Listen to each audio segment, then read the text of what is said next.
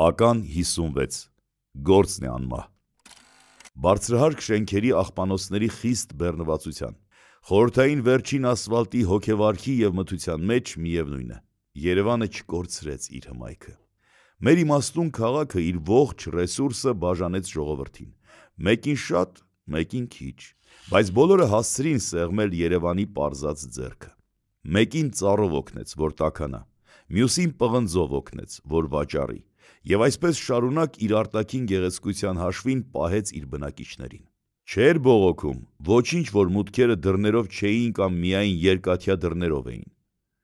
Ոչինչ, բա հո չեմ թողնի, որ ժողովուրդս մրսի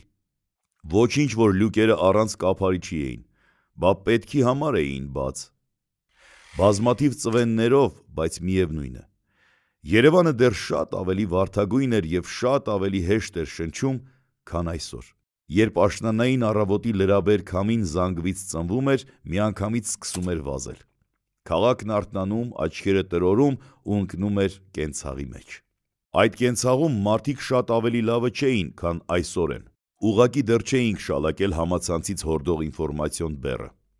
Այժմ մարդիկ մի տեսակ հոգնած են Եթե հոգնած էլ չեն, մի քանի ժամից հաստատ կհոգնեն, որովհետև մեկ օրում այդքան ինֆորմացիա, բացահայտում, լայվ խաղ, կոնտենտ, ստենդափ, իվենթ, քաղաքականություն, շիլաշփոթ, կարելի է գժվել։ Բայց քանի որ մեր ուղեղը մեզնից խելացի է, մեզ տկարացնում, հոգնեցնում է և այդպես պաշտպանում գժվելուց։ Այսօր ժամանակակից երիտասարդների խոսք ու զրույցի մեջ հանդիպում ենք տոքսիկ միջավայր արտահայտությանը։ Մեր ժամանակ մի հատ կրեսցիկ, մի հատ նոլիկ էր։ Տոքսիկը ո՞րն է։ Այս օրերին ամբողջ Երևանի սահմանները գծված են երկրաչափական կեղտոտ օդի տեսանելի ամպերով։ Տոքսիկի առաջին պատճառը օդն է, ինչի աղտոտվածության բազմաթիվ պատճառներ գիտենք։ Շինարար հայը գործի է անցել և մրցակցային շինարարության անհասկանալի տեմպերով նպաստում է օդի աղտոտման գործընթացին։ Մեկ այլ գործոն, մեքենաների կատալիզատորները կարճաժամկետ ֆինանսական կայունություն ապահովելու համար օգտագործելը։ Այս նույն մեթոդով 90-ականներին կույրաղիքի սպանդ տեղի ունեցավ։ Հստակ հիշում եմ, որ այն օրերին կույրաղիքը ավելորդություն էր համարվում։ Հասկանալի պատճառներով բորբոքվում և հեռացվում էր։ Երբեմն հեռացման պատճառը ամենևին բորբոքումը չէր, այլ այն, որ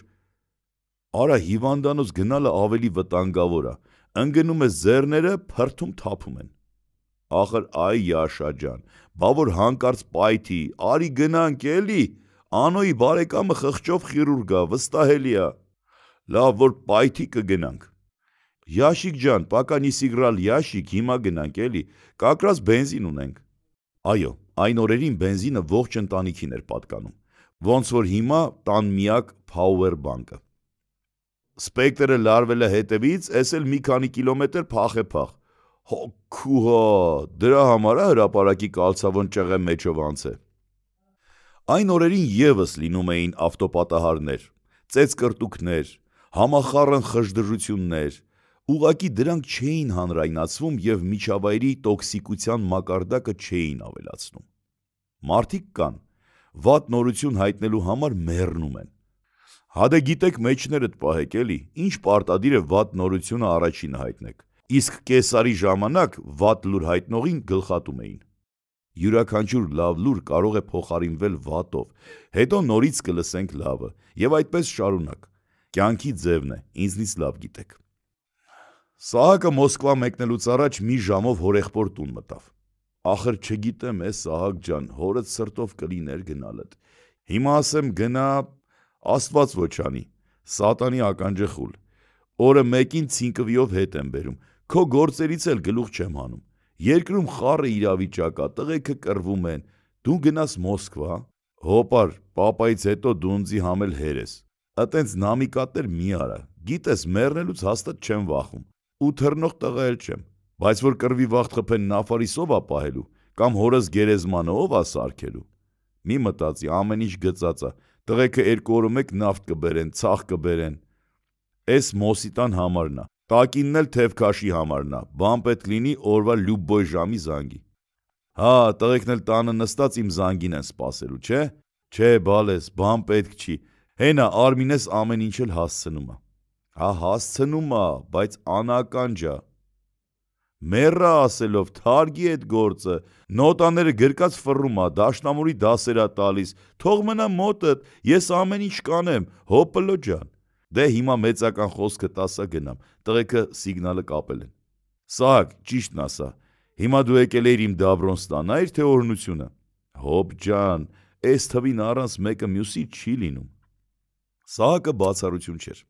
Մոսկվան իր ահռելի մասշտաբներով ու անհանգստությամբ բազմաթիվ հայ տղերքի վերջին հանգրվանը դարձավ 90-ականներին։